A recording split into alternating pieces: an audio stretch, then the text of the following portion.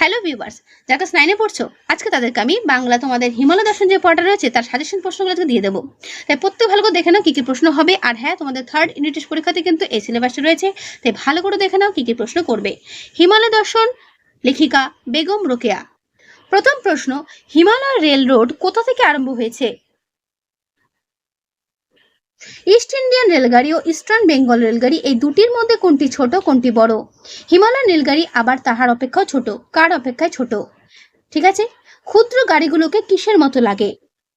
এগুলো সব 1 নম্বরের প্রশ্ন। পথের দুই ধারে মনোরম দৃশ্য, এই মনোরম দৃশ্যটি কি? প্রত্যেকটা প্রশ্নের উত্তর পেয়ে যাবে, চিন্তার কোনো কারণ নেই। মেঘের ভিতর দিয়া চলিয়াছি, কখন লেখিকা মেঘের ভিতর দিয়ে চলেছেন?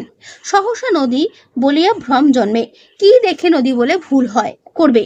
সকলই মনোহর, কিসের কথা বলা হয়েছে? এগুলো সব 1 নম্বরের প্রশ্ন। ওকে। ধরনের সীমান্তের ন্যায় দেখায়, কাকে ধরনের সীমান্তের ন্যায় দেখায়? করবে। ইহার সৌন্দর্য বর্ণনাতীত, কোথা থেকে লেখিকা সেই সুন্দরকে দেখেছেন? করবে। সেই জন্য বোধ হয় গাড়ি থামিয়াছে, কি জন্য গাড়ি থেমেছে বলে লেখিকা ভেবেছিলেন? আমাদের মনোরথ পূর্ণ হইল, মনোরথটি কি? করবে। তবু শীত অনুভব করি না, পাহাড়ের কত উচ্চতায় উঠেও লেখিকার শীত অনুভব হচ্ছে না। সমুদ্র পৃষ্ঠ থেকে কার্শিয়াংয়ের উচ্চতা কত? ইম্পর্টেন্ট। করবে। তথাকার বায়ু সেবন করিয়া চরিতার্থ হইল, কোন জিনিস কোথাকার বায়ু সেবন করে চরিতার্থ হয়েছিল? করবে। কার্শিয়াংয়ের জলবায়ু কেমন? ইম্পর্টেন্ট প্রশ্ন, দেখবে। জল নাকি খুব ভালো নহে, ওই জল লেখিকারা কিভাবে ব্যবহার করতেন? দেখিতে চমৎকার, কি দেখতে চমৎকার? মেঘখণ্ডকে তাড়াইয়া লইয়া চলিল, কে মেঘখণ্ডকে তাড়িয়ে নিয়ে চলল? করবে। লেখিকা কোথায় ঢেঁকি শাকের কথা পড়েছিলেন? ইম্পর্টেন্ট প্রশ্ন। মহিলা নামক পত্রিকায় লেখিকা ঢেঁকি শাকের কথা পড়েছিলেন। ঠিক আছে। এই ঢেঁকি শাক কেমন প্রকৃতির বলে লেখিকা জানতেন? এটা হচ্ছে গুল্ম প্রকৃতির, ক্ষুদ্র। কেবল ভূতত্ত্ব গ্রন্থে পাঠ করেছিলাম, লেখিকা কি পাঠ করেছিলেন ভূতত্ত্ব গ্রন্থে? ঢেকু তরুর উচ্চতা কত? ইম্পর্টেন্ট প্রশ্ন। করবে। প্রত্যেকটার উত্তর তোমাদের সঙ্গে দেওয়া রইলো, মানে প্রশ্নের সঙ্গে দেওয়া রইলো। ভালো করে প্রশ্নটা দেখবে, উত্তরটা দেখে নেবে ভিডিওটা পজ করে। ঠিক আছে। তাই নির্ভয়ে বেড়াইতে পারি, লেখিকা কেন নির্ভয়ে বেড়াতে পারার কথা বলেছেন? করবে। এদেশের স্ত্রীলোকেরা চোখ দেখিলে ভয় পায় না, এদেশ বলতে কোন দেশকে বোঝানো হয়েছে? লেখিকাদের ভুটিয়া চাকরানির নাম কি? উত্তর, ভালু। ভুটিয়ানিদের ঘাগরার বিশেষত্ব কি ছিল? ইম্পর্টেন্ট প্রশ্ন। করবে। দেখো কি রয়েছে, 7 গজ লম্বা কাপড় ঘাগরার মতো করে পরে এবং তাদের কোমরে একখানি বস্ত্রখণ্ড জড়ানো থাকে। ঠিক আছে। করবে। রমণী জাতি দুর্বল বলে তাদের আরেক নাম কি?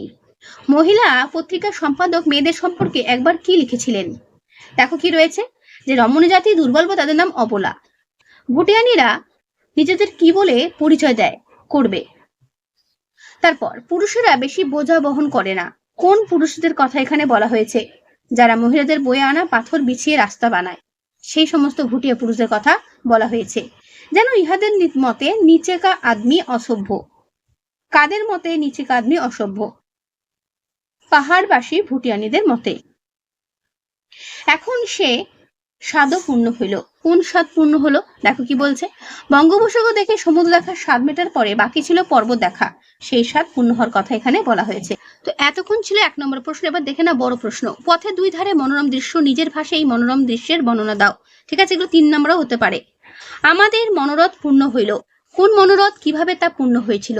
প্রত্যেকটার উত্তর সঙ্গে দেওয়া রয়েছে, ভালো করে দেখে নেবে। এগুলো আমি আর পড়ছি না, তোমরা কিন্তু অবশ্যই এখান থেকে দেখে নেবে। এই তামাশা দেখিতেই আমার সময় অতিবাহিত হয়, পাহাড়ি পরিবেশটির বর্ণনা দাও। ভেরি ভেরি ইম্পর্টেন্ট প্রশ্ন। করবে। ঠিক আছে। ইহার সৌন্দর্য বর্ণনাতীত, কিসের কথা বলা হয়েছে? প্রথম তাকে সামনাসামনি দেখার দৃশ্যটি উল্লেখ করো। করবে। এরপরে 5 নম্বর প্রশ্ন দেখে নাও, হিমালয় দর্শন রচনাটি অবলম্বন করে লেখিকা শিলিগুড়ি কার্শিয়াং যাত্রাপথের বর্ণনা দাও। এটা কিন্তু 5 নম্বর প্রশ্ন। দেখো কি আছে, হিমালয় দর্শন রচনা অংশে লেখিকার বেগম রোকেয়া জানিয়েছেন শৈল শহর কার্শিয়াংয়ের উচ্চতা সমুদ্রপৃষ্ঠ থেকে 4864 ফিট। যাত্রাপথের সৌন্দর্য কি না, খেলনা গাড়ির মতো দেখতে হিমালয় যান রেলগাড়ি চড়ে লেখিকা শিলিগুড়ি থেকে কার্শিয়াংয়ের উদ্দেশ্যে যাত্রা শুরু করেছিলেন। সবুজ অরণ্য, আঁকাবাঁকা পাহাড়ি রাস্তা পেরিয়ে ধীর গতিতে গাড়ি ওপরের দিকে ওঠার সময় পথের দুধারে অতি উচ্চ চূড়া এবং ঘন সবুজ অরণ্য লেখিকার মন মাতিয়ে দেয়। কুয়াশার আস্তরণ কি? সমুদ্রপৃষ্ঠ থেকে 3000 ফিট উচ্চতায় মেঘের ভিতর দিয়ে যাওয়ার সময় নিচের উপত্যকার সাদা কুয়াশার আস্তরণ দেখে লেখিকার নদী বলে মনে হয়। প্রাকৃতিক শোভা কি? তিনি বলেছেন এই যাত্রাপথে তবু লতা ঘাস পাতা সকলেই মনোহর ছিল। সবুজ চা বাগানের প্রাকৃতিক শোভা লেখিকাকে মুগ্ধ করে। চা বাগানের মাঝে সরু পথগুলো দেখে তার ধরনের সীমান্ত বলে মনে হয়। ঘন কেশরাশি কি? না প্রকৃতি প্রেমী লেখিকার মুগ্ধ হয়ে পথের দুধারে ঘন বনকে পৃথিবীর ঘন কেশরাশি আর মাঝের পথগুলোকে তার আঁকাবাঁকা সিথির সঙ্গে তুলনা করেছেন, অর্থাৎ চুল আর মাথা যে সিথি। ঠিক আছে। জলপ্রপাতের সৌন্দর্য কি? না পথের ধারে জলপ্রপাত দেখে লেখিকার মন আনন্দে ভরে ওঠে। তার কথায় ইহার সৌন্দর্য বর্ণনাতীত। 4000 ফিট উচ্চতায় ওঠার পর প্রচন্ড শীত অনুভব না করলেও সমতলে তীব্র গরম থেকে মুক্তি মেলে লেখিকার। চড়াই উতরাই পেরিয়ে পথে দুধারে শোভায় মুগ্ধ হয়ে লেখিকা অনেকখানি পথ পেরিয়ে কাশিয়াং পৌঁছন। তাহলে এই হলো লেখিকার পুরো হিমালয় দর্শন কবিতাটার মধ্যে শিলিগুড়ি কাশিয়াং যাত্রাপথের পুরো বর্ণনা। বোঝা গেল? এটা তোমাদের 5 নম্বর জন্য ইম্পর্টেন্ট প্রশ্ন, এটা ভালো করে দেখবে। ইহারা উদাহরণের জন্য পুরুষদের প্রত্যসী নহে। এখানে কাদের কথা বলা হয়েছে? তাদের জীবনযাত্রার স্বরূপ লেখক কিভাবে ফুটিয়ে তুলেছেন। দেখে নাও পুরো উত্তর, ভালো করে দেখে নাও। খুব সুন্দর গুছিয়ে লেখা রয়েছে, চেষ্টা করবে এভাবে গুছিয়ে লেখার, বড় প্রশ্ন যেহেতু। ঠিক আছে। আমি পাহাড়ে আসিয়া অত্যন্ত সুখী এবং ঈশ্বরের নিকট কৃতজ্ঞ করিয়াছি। কে কোথায় পৌঁছলেন তার এরূপ মন্তব্য বা মুগ্ধতার কারণ কি? দেখে নাও পুরো উত্তর। ওইটা সরিয়ে পুরো উত্তর তোমাদের সামনে আমি তুলে ধরছি, করবে। তারপরে প্রশ্ন দেখো, ইহা ঈশ্বরের প্রশংসার যোগ্য, তিনি ধন্য। কার লেখা কোন রচনাংশের উদ্ধৃতি ব্যবহৃত হয়েছে? উদ্ধৃতার তাৎপর্য বুঝিয়ে দাও। দেখো কি বলছে, রচনাংশ রচয়িতার নাম প্রাবন্ধী বেগম রোকেয়া। হিমালয় দর্শন রচনা থেকে নেওয়া উদ্ধৃতির বক্তা হলেন লেখিকা নিজে স্বয়ং। তাৎপর্য কি? প্রাথমিক সৌন্দর্য। লেখিকা হিমালয়ান রেলগাড়িতে চড়ে শিলিগুড়ি থেকে কাশী যাত্রাকালে পথে সৌন্দর্যে মুগ্ধ হয়েছেন। চড়াই উতরাই পার করে উপরে ওঠার সময় কখনো উচ্চচূড়া কখনো নিবিড় অরণ্য তার মন মাতিয়ে দেয়। অপরূপ প্রাকৃতিক শোভায় তৃপ্ত অর্থাৎ প্রকৃতিপ্রেমী লেখিকা যাত্রাপথে দেখা চা বাগান জলপ্রপাতের রূপে মোহিত হয়ে পড়েন। তবে তার সৌন্দর্য পিপাসু মন কার্শিয়াংয়ে পৌঁছে পার্বত্য প্রকৃতির অপরূপ শোভায় তৃপ্ত হয়। আকাশের বুকে বাতাস ও মেঘের লুকোচুরি খেলা, সোনালী আভায় রাঙা পশ্চিম আকাশে মেঘের এদিক ওদিক ভেসে বেড়ানো দেখতে দেখতে তার দিন কেটে যায়। জলপ্রপাতের সৌন্দর্য কি? না লেখিকার বাসা থেকে 1 মাইল দূরত্বে অবস্থিত জলপ্রপাতের সৌন্দর্য এবং তার কল্লোল ধ্বনি লেখিকাকে কি করে এতটাই তৃপ্ত করে যে তিনি বারবার এগুলোর সৃষ্টিকর্তা ঈশ্বরকে ধন্যবাদ জানিয়েছেন। পাহাড়ের প্রতিটি উচ্চ শৃঙ্গ ঝর্ণা দেখে তার মনে হয় তারা যেন তাকে বলছে, তাকে সৃষ্টিকর্তাকে স্মরণ করতে। মহান এই শিল্পীর সৃষ্টি জগতে সৌন্দর্যে আত্মহারা হয়ে লেখিকা তাই বারবার স্রষ্টাকে স্মরণ করেছেন। সৃষ্টিকর্তার তুলির নিপুণ টানে আঁকা এই অপরূপ পৃথিবীর বুকে দাঁড়িয়ে কৃতজ্ঞ চিত্তে তিনি ঈশ্বরের গুণগান গেয়েছেন। প্রথাগত মন্ত্রোচ্চারণের মাধ্যমে ঈশ্বরের উপাসনা না করে লেখিকার কৃতজ্ঞ চিত্ত বলে উঠেছে ঈশ্বরের প্রশংসার যোগ্য। বোঝা গেল?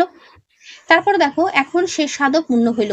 কে কথা বলেছে, তার কোন স্বাদ পূর্ণ কিভাবে হয়েছিল? ভেরি ভেরি ইম্পর্টেন্ট প্রশ্ন। দেখো বড় প্রশ্ন আমি যেগুলো তোমাদের সামনে তুলে ধরলাম প্রত্যেকটা কিন্তু ভালো করে দেখবে। হিমালয় দর্শন সাজেশন প্রশ্ন আমি যা দিলাম প্রত্যেকটা তোমাদের পরীক্ষার জন্য ইম্পর্টেন্ট। যেগুলো আমি দিলাম পরীক্ষাতে কিন্তু এর মধ্যেই পাবে, এর বাইরে কিছু আসবে না, এটুকু বলতে পারি। তাই যেগুলো আমি দিলাম ভালো করে পড়ে নিও। তাহলে কেমন লাগলো প্রশ্ন উত্তর পর্ব, পুরো হিমালয় দর্শনের সাজেশন প্রশ্ন? অবশ্যই আমাকে কমেন্টে জানিও। ভালো লাগলে লাইক করো ও বন্ধুদের শেয়ার করে দিও যত পারো। ওকে, তাহলে আজকে আমি এখানেই শেষ করছি। দেখা হবে নেক্সট ভিডিও।